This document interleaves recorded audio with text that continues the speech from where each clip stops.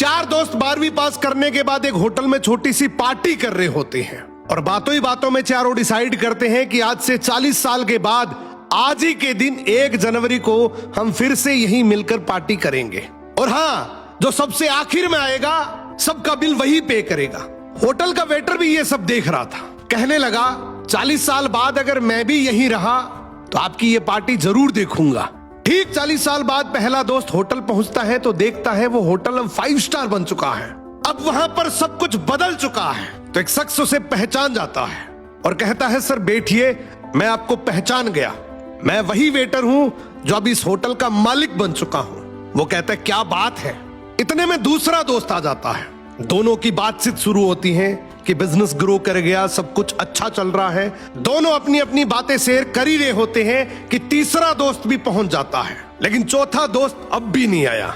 तो जो सेठ होता है वो कहता है आप ऑर्डर कीजिए, मेन्यू में खाना वगैरह सेलेक्ट कीजिए, इतने में आपका दोस्त भी आ जाएगा। अब खाना भी लग गया। वेट करते करते काफी देर हो गई। उदास मन से ये तीनों दोस्त डिनर शुरू कर देते हैं। तीनों ने डिनर कर भी लिया, लेकिन चौथा दोस्त अब भी नहीं आया। अब जब बिल देने की बारी आती है तो कहते हैं कि विकास तो शायद बहुत बड़ा आदमी बन गया, हम सबको इग्नोर कर रहा है, चलो हम ही बिल पे कर देते हैं। जैसे ही बिल पे करने के लिए काउंटर पे पहुंचे तो काउंटर का मैनेजर बोला आपका बिल तो ऑलरेडी पे हो चुका है। अब तीनों अपने चौथे दोस्त के ना आने की शिकायत करते करते होटल से बाहर निकले ही थे कि तभी एक सरकारी गाड़ी वहां आकर रुकती है।